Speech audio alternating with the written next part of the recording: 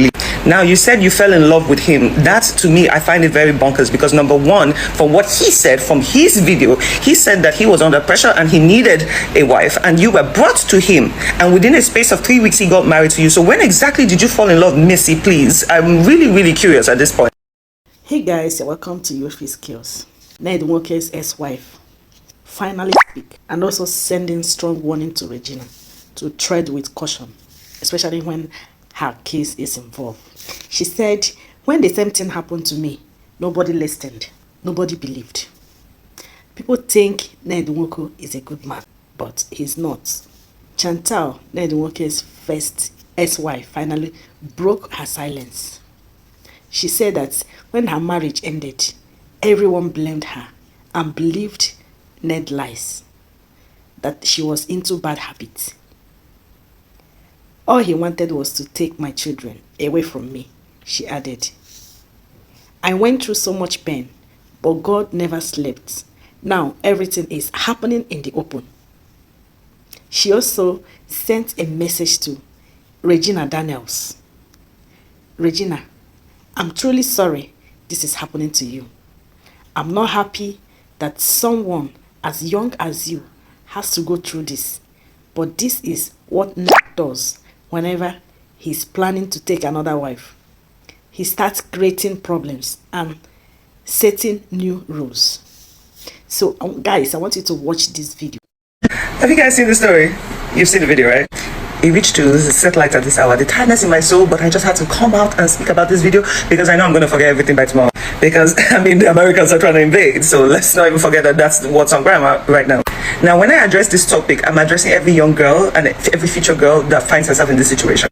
Now, first of all, please, I really feel bad for Regina. When I tell people that your relationships should be kept private, a lot of people come out and say, oh, so you want her to be abused in private without speaking out. That's not what I mean.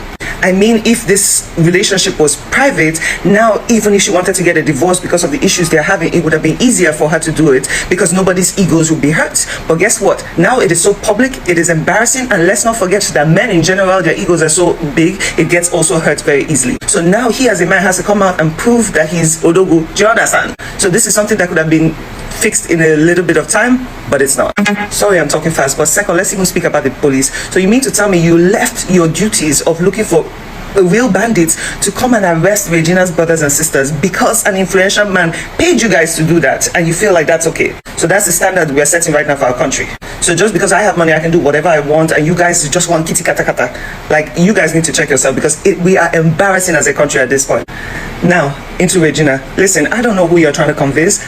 I would have liked you as a young girl to sit down and be silent this period. There are a lot of narratives and things going around and being said. You should have done what Annie Dibia is doing. Just shh, just keep quiet. Because guess what? When you come out to make videos like this, you make the public look stupid in a way. Because I'm like, who are you trying to convince of this story? Let's get into the story.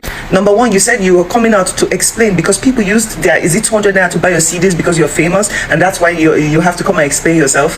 Number one, honey, this is why I tell people, stop putting so much power to celebrities, because when push comes to shove, they look at you like just your 200 naira. That 200 naira multiplied by 200 million, that's money in the bank. Now, first of all, you're not coming out to explain because of the CDs they bought. You're coming out to explain because you sold a narrative to young girls. You made it. You sold the story of, listen, if you're lucky and blessed enough to marry a wealthy old man, these are the benefits. So a lot of young girls followed you because of those statements you made. And now, yes, you do need to come out and explain to them, like, wait, hold on, the grass ain't that green, you know, so that they also would learn from your mistakes. But that's not what you're doing. Now, literally, you're pissing on public. Like, is it because you sponsored, you bought 200 CD? Whatever. Second of all, you said that people say you got married because of greed. I feel like greed is not the right word. I feel like obligation is more like the word. You claim that your family has money on its own, right?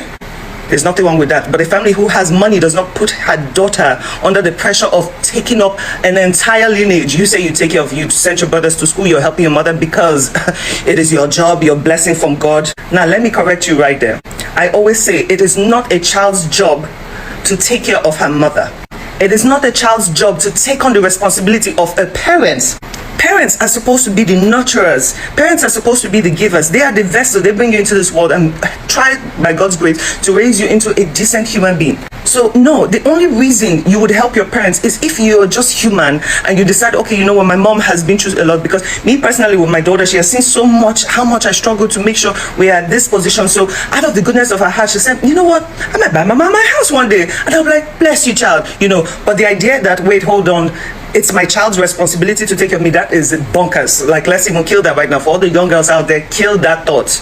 Now, you also made a point. How much money does a man need to give a woman to get her child and all that? Let me tell you something. If you don't watch the news, mothers have done worse for less. I have seen stories about mothers who were on drugs, who sold their baby for $20 just so she can get money, and allowed her babies get raped just to get drugs. So yes, it happens, and it happens a lot. And this is the part I don't like, because you're confusing the public. At the age of 18, 19, 20, you were the one taking care of the whole family. That is a lot of responsibility. But acting jobs do not pay that much. At that time, acting jobs, even till now, I know people who break their backs to act, and they're still not getting paid that much, to the point where you can take care of your whole entire family and also be able to sponsor per Ned $50,000, which that is bonkers. Now, going to his side, listen, a lot of people might only know Ned because of your marriage, but this man was successful before he met you.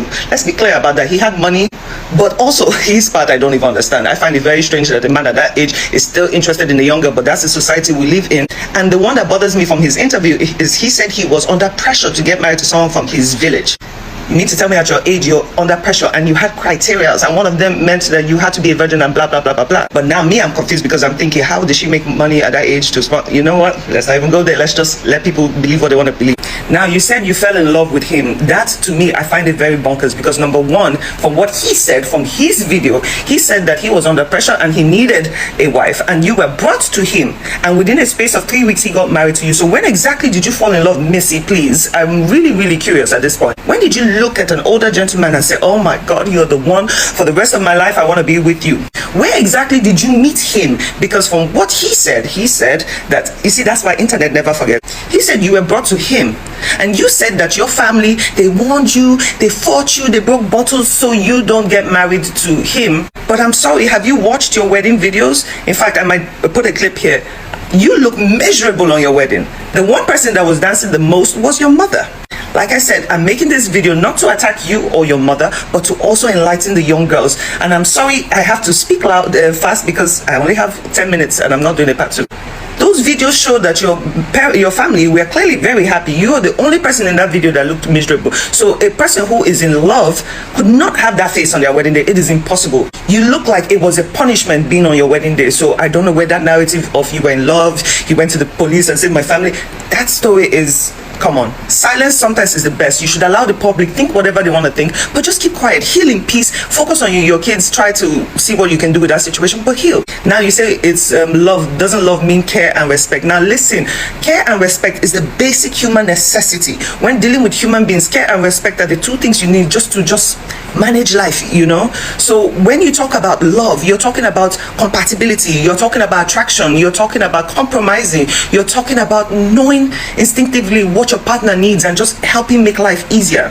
And yes, you do not want to come and shame your husband's name, because let's be real, maybe you did fall in love at a point, because look, if you look at yourself from before you got married and after, there is a big glow. Honey, you is glowing. You are beautiful right now, you know. So yes, it is very possible that you did fall in love, but falling in love for the things or comforts that you receive is not enough to sustain a long-term marriage. You need every other thing. You know, it's like sprinkle of everything to make a marriage that would last. Now, the one aspect that I really feel bad about is the children.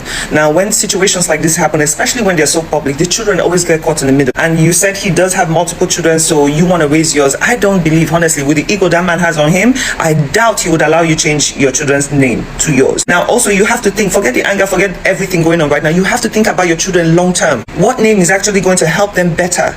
At the end of the day, your husband or your ex-husband is a successful man and his name carries weight. That means that a lot of doors will be open for your children. A lot of women get married to older, successful people because of their future children that most of them had not even had. They forget to think about how they feel in the moment. Now, I really wish you luck with the children situation, but please stay off the internet. You're doing your case more harm than good. Your video from start to end is just like, come on. In fact, there are more I could say about your video, but I'm exhausted. I'm tired. tired. Let me go and mind my own life right now. Young girls, Leno. Sure, you're seeing Leno. And for the men who are saying, judging me based on my last video, saying that I am a man hater, I'm going to make your time. I'm going to have time for you soon. I just don't have the time here to focus on that nonsense. But soon I'm coming for you too.